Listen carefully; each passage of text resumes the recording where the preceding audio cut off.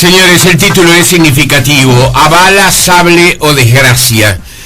Y no sé si a ustedes les pasa, pero me da la impresión de que el imaginario de cada uno de nosotros nos lleva a momentos por los cuales pasó nuestro país, que tienen que ver con la historia de nuestro país. Cuentos de mala muerte, de Marcia Collazo.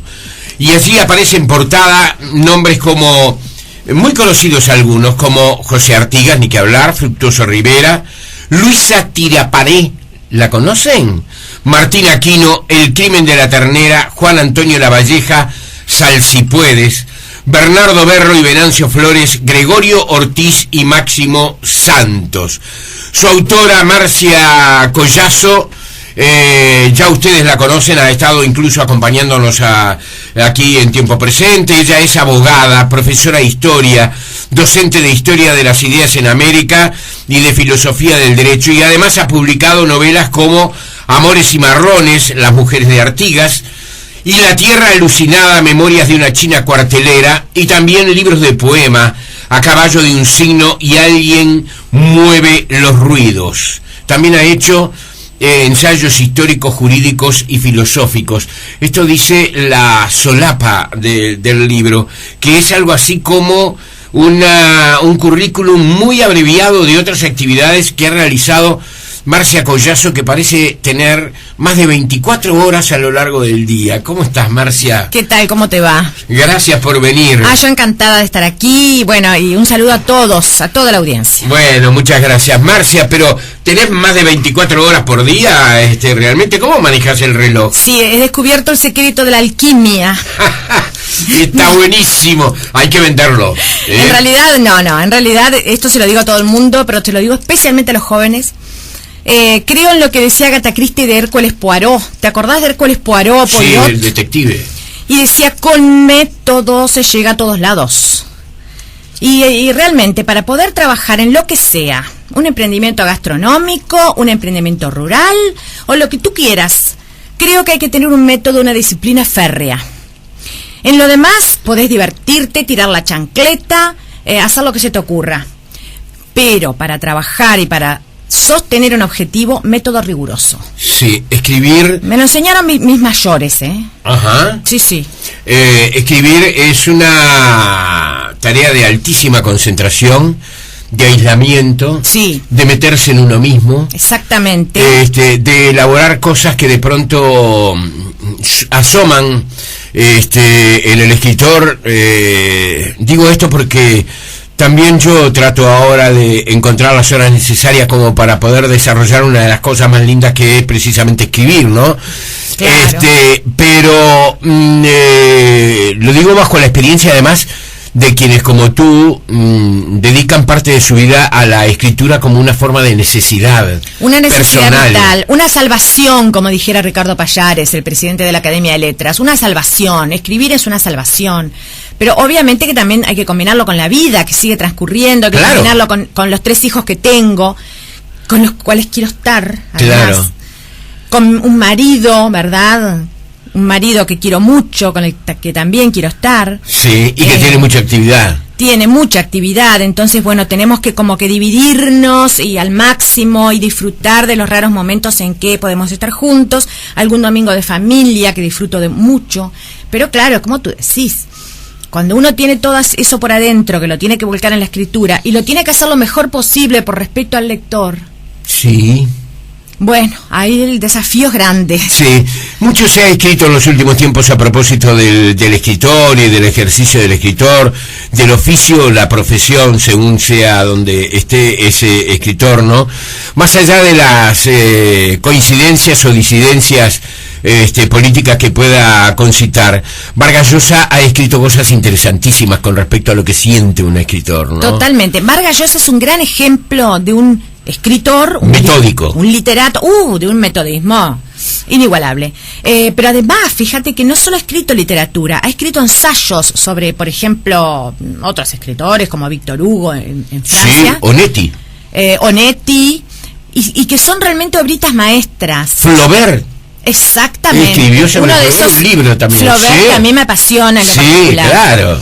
Entonces, claro, uno dice, no solo se dedicó a la literatura, sino que se dedicó a la metaliteratura, es decir, a explorar el mundo de la literatura. Las dos cosas, ¿eh? Y eso requiere una capacidad muy grande. Marcia, tus libros que tienen una composición literaria muy importante, estamos hablando son literatura, ¿eh? Ahí está, exacto, todo es literatura, ¿verdad? Sí, hasta sí. el ensayo puede considerarse como literatura. Pero, Marcia, tus ejercicios literarios están dirigidos fundamentalmente a trabajar ese mundo interno que tú tienes, pero también a conectarlo con episodios, situaciones y personajes muchas veces que tienen que ver con la historia del país. Sí. Con seres que realmente vivieron, pero que son como reinventados. No sé si es el término correcto y te pido excusas bueno, si no es así. A ver, yo creo que está bien, porque cuando uno reinventa, inventar no es sinónimo de hacer cualquier cosa. No, inventar no es sinónimo de hacer un zafarrancho o de falsear, sino que es sinónimo de innovar. Sí. Esa es la verdadera raíz de la palabra. Sí. Como el inventor, giro sin tornillos para los de nuestra generación, que no estaba haciendo cualquier zafarrancho, es decir, estaba creando. Bueno, en este caso yo creo que a través de nuestro pasado histórico también podemos crear. ¿Qué cosa podemos crear? Podemos crear visiones que nos permitan desentrañar el ser humano que late detrás de la historia. Sí. Sí. A mí lo que me interesa es el ser humano, y a veces anónimo, a veces del pueblo. Esas historias, no hay nada más apasionante que conocer la historia de una persona. Todos tenemos una historia. Todos. Y de las pequeñas historias se hacen las grandes. Claro. Porque en el fondo es así. A mí no me interesan las historias épicas. Por más que yo de repente hablo de la muerte de La Valleja y de Fructuoso Rivera, que fueron personajes históricos claves de nuestro pasado, no hay ninguna duda. Pero en realidad a todos les hago hablar a través de personajes anónimos. Sí. En el caso de Artigas, que se relata su muerte, todo empieza con la delegación que va al Paraguay a buscar sus huesos, delegación que existió en los hechos. Pero va un joven llamado Cecilio, que no entiende nada, porque él no es de la generación de Artigas ni de la Revolución, pero que el abuelo le ha advertido ya. Le ha dicho al abuelo, así que van a buscar los huesos del general. Ajá. Mejor hubiera sido dejarlo allá, le dice. Primera sorpresa. Sí. Segunda sorpresa para un chiquilín de 20 años. No le preguntes a los militares, no les preguntes a los escribanos, a los que hacen las actas, pregúntale a la gente del pueblo. Y anda pensando que te va a llevar mucho tiempo entender. Ese es un capítulo extraordinario de la vida de Artigas. Hay un libro muy interesante que yo no sé si ha tenido el reconocimiento que merecía. Un libro de Milton Esquinca. Para mí lo mejor que escribió. Sí. El hombre de dos orillas, ¿no? Sí. Sí, el hombre de dos orillas creo que era. Creo que sí, el que es el hombre de dos exactamente, orillas. Que habla de Artigas en el Paraguay. Es que es todo un capítulo, como tú decís. Sí. Entonces es un capítulo, como yo digo ahí en el cuento, no puede haber 30 años. Señores y señoras, Artigas estuvo 30 años en Paraguay. Y Cecilio en determinado momento se dice, no puede haber 30 años entre una guerra a muerte y una muerte sin guerra. Y ahí empieza a desilvanarse, porque él busca obsesivamente comprender a ese Artigas que se quedó 30 años en el Paraguay. Y de eso trata el cuento. Bien. Señores, un puñado de cuentos que tienen el nombre A Bala, Sable o Desgracia, cuentos de mala muerte. Su autora Marcia Collazo está en la mañana de Tiempo Presente, ha sido editado por Banda Oriental. Y recién entramos en tema, porque vamos a ir recorriendo algunos de los personajes, pero también ese proceso interior. ¿Cómo es que elige los personajes Marcia Collazo? Porque ella lo decía recién, ¿verdad? Esos seres anónimos que muchas veces tienen historias. Yo estoy convencido que es así, que por lo menos todos tenemos una historia que si la contáramos, habría silencio para escucharla porque interesaría a todos. Mira, estoy convencida, tan convencida, que estoy pensando en hacer una serie de entrevistas, en realidad ya tengo algunas hechas, a feriantes, a personajes que fueron, por ejemplo, camioneros durante 40 años. Sí. Riquísimas. Sí. Detrás de eso, pues yo siempre digo, ¿qué pasa? A ver, ¿quién decanta todo eso? El escritor, sin duda el escritor, Pero ¿dónde está esa materia? Está en la gente. Y mira que te estoy hablando de Carpentier, de Vargas Llosa, de García Márquez, de Borges, de Cortázar. Todos ellos, Cortázar es un caso clarísimo, todos ellos hablan de su cotidianeidad, se retrotraen a sus infancias, a sus anécdotas, al juego de la rayuela. Sí, claro. Y a partir de ahí desencadenan un mundo. Pero ¿a dónde se están yendo? Pensemos en García Márquez. Se están yendo al pueblo, el pueblo que vive las riñas de gallos. Sí. Al pueblo que sale a la calle y pelea. Y a veces se da algún tajito que otro. Ajá. Todos recurren al pueblo. Señores, una pausa y seguimos con Marcia Collazo aquí en la mañana de Tiempo.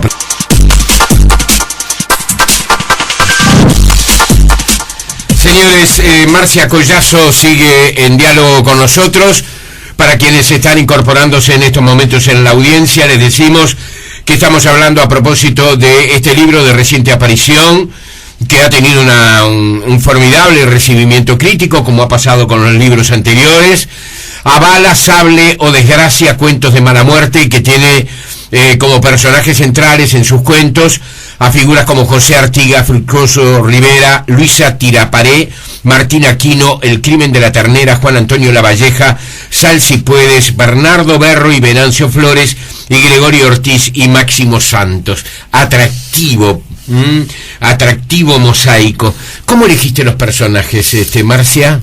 Mira, en realidad los personajes giran todos en torno a muertes que fueron o bien sangrientas, cruentas, o bien desgraciadas, según como lo mires, o bien anónimas. En el caso de Luisa Tiraparé era una cacica, de verdad, por eso decimos la cacica de San Borja, del pueblo de Sarandí del Xi. En realidad no era Sarandí del Xi, era San Borja del Xi, fue quedando, se desmembró ese pueblo, lo pasaron por encima, lo araron poco menos, como hicieron los romanos con otros pueblos.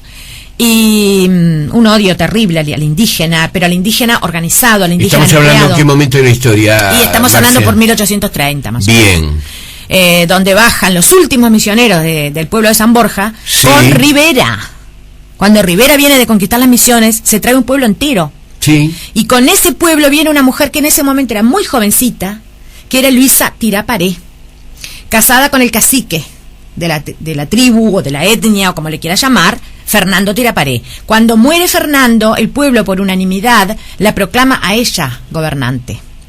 Entonces yo ahí, yo me divierto escribiendo y me encanta, hago una comparación entre una humilde cacica india de San Borja y la entonces reina Victoria de Inglaterra. ¡Qué salto! ¡Qué salto! Y me puse a pensar, ¿qué cosas pueden tener en común estas dos mujeres? ¿Y? Algo deben tener en común.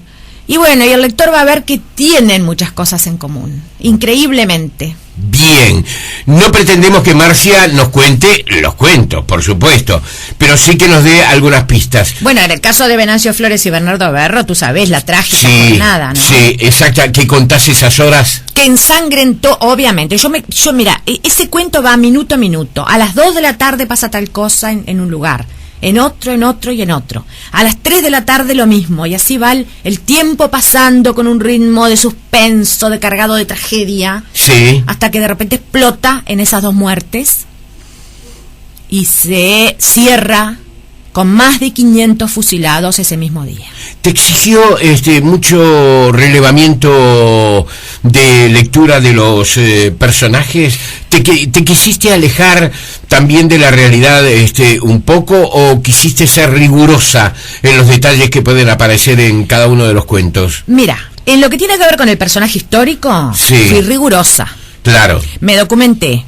Pero como es literatura, es decir, para que el oyente se haga una idea, es como que, salvando las distancias, por favor, es como si García Márquez escribiera sobre Bolívar, el general Bien. en su laberinto. Sí. Obviamente es un libro de literatura, Sí. pero también tiene que respetar las cosas que hizo Bolívar.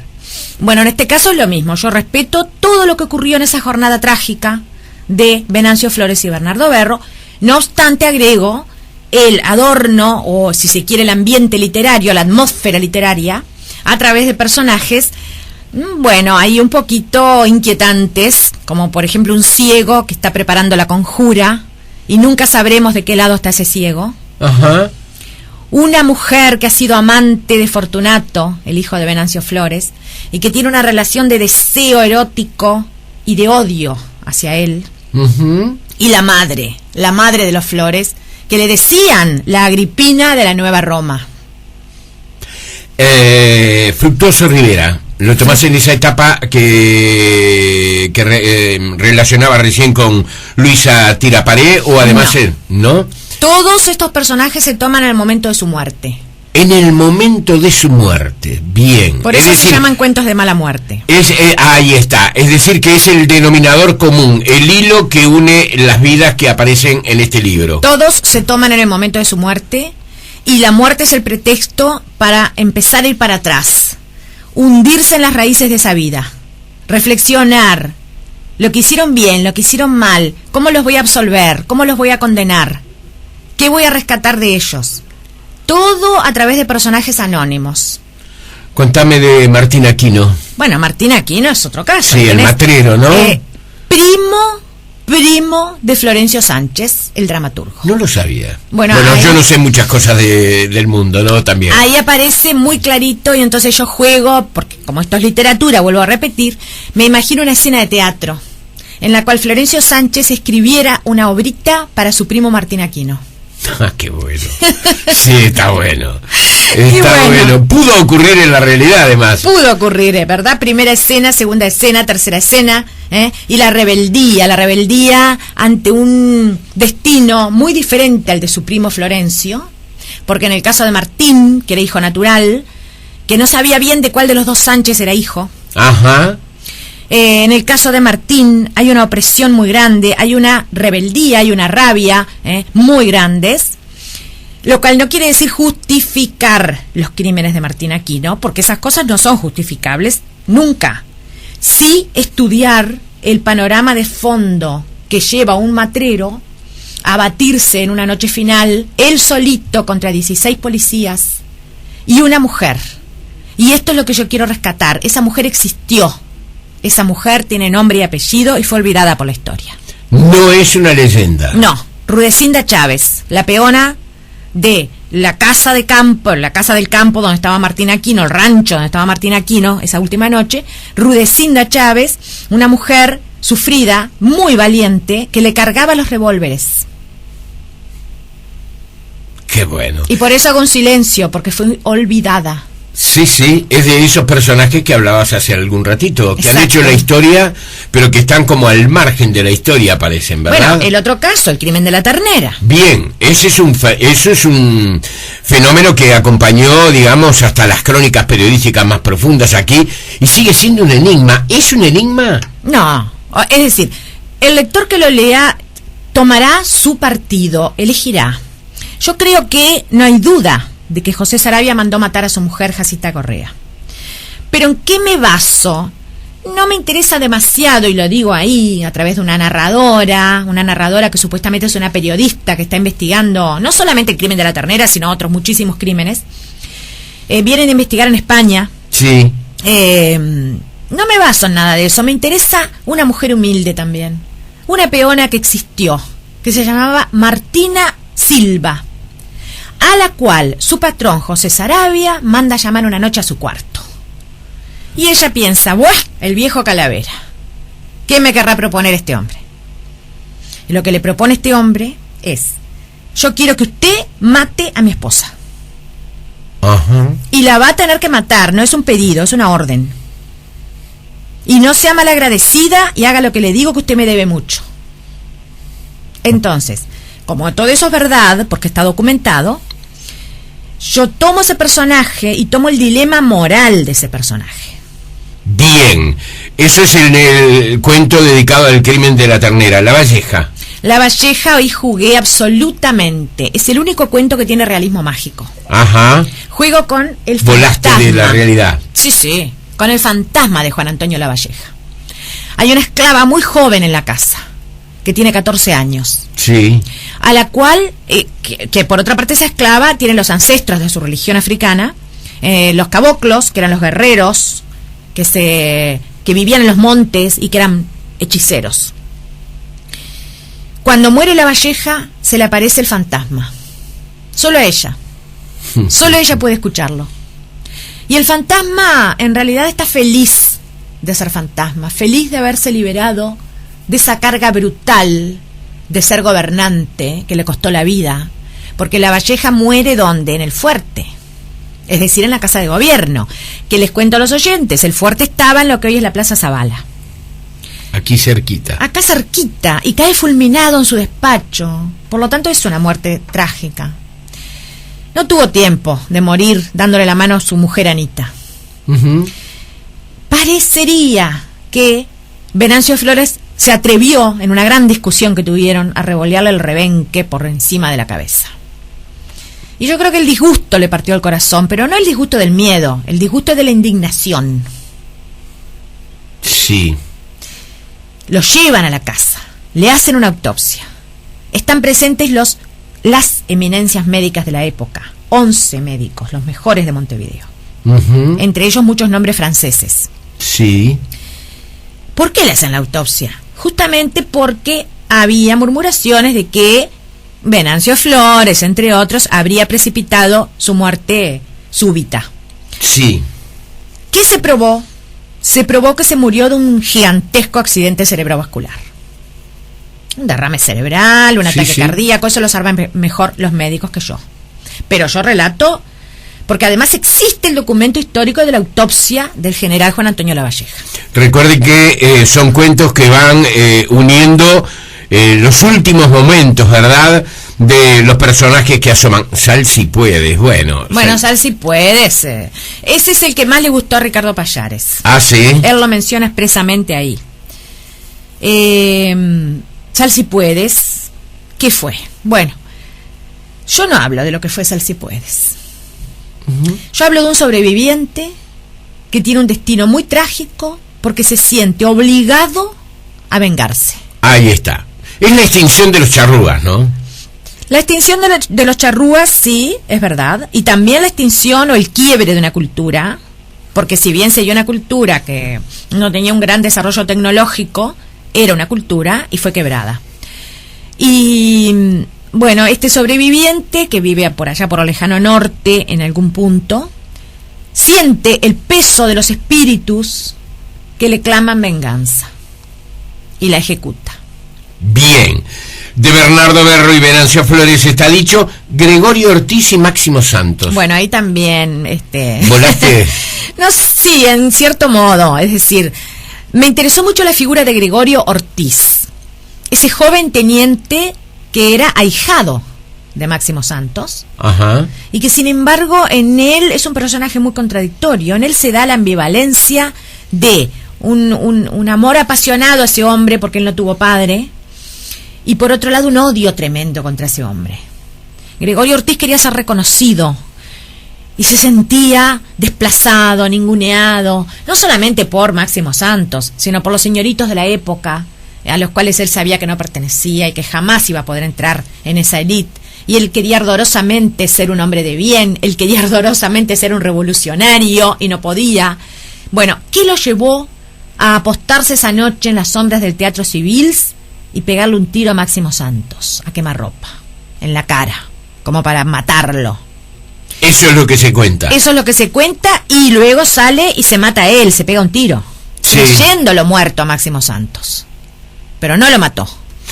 Está dicho, son historias que tienen que ver con nuestra historia. La elección de los personajes, me dijiste. La elección de los personajes tiene que ver con muertes impactantes de una manera o de la otra, pero a través del ser humano universal, que como te digo es ese ser anónimo que pulula, que vive en todos lados, que hace la vida y el destino. Ese ser humano universal, que no importa si se llama Martín Aquino, claro, o se llama Robin Hood, o se llama como vos quieras, ese ser humano universal. Marcia, y en la selección, ¿te quedaron muchos nombres fuera? Me quedaron algunos, inclusive algunos cuentos prácticamente completos. Sí. Pero yo siempre digo eso, ¿no? Hay que cuidar lo que se le ofrece al lector. Hay que cuidarlo. ¿Y qué tenés pensado ahora? ¿Ya se puede decir o preferís no decirlo? No lo digas. No. Simplemente voy a decir que es probable que escriba alguna obra que sea de literatura pura y dura. Ajá. que no tenga que ver con referencias históricas. Porque me está... Ficción plena. Ficción plena, que siempre tiene que ver con la historia, ¿eh? No nos Sí, engañemos. claro. Pero me gustaría hacer algo que ahonde en la psicología del alma humana. ¿Contemporáneo? Sí, contemporáneo. Una historia que ocurriría hoy. ¿Qué ocurriría hoy? Pero el pasado te gusta también, ¿eh? ¿Al pasado? Sí. O sea, es una de mis vertientes. Y además me obsesiona el pasado porque yo creo que vivimos en un gran espíritu universal. Y no estamos al final de la historia, siempre lo digo, no estamos al final de la historia. Lo que estamos viviendo hoy es historia. Claro, y además te ahorrás el psicoanalista. Totalmente. ¿Eh?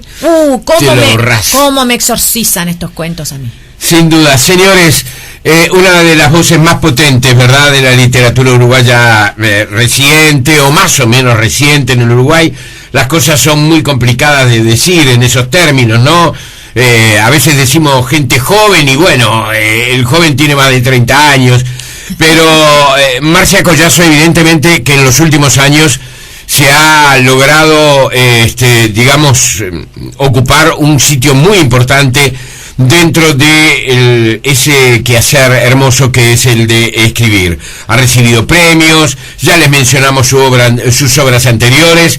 Si no las han leído, yo se las recomiendo. Personalmente, Los Amores y Marrones me pareció un hermosísimo libro, hecho además con esa exigencia personal de quien no solamente toma el acto de escribir como una forma de exorcismo propio, sino también de respeto hacia el lector. Sí, yo quería decir eso, ¿sabes? Yo quería decir eso también, que yo tengo que agradecer muchísimo al lector.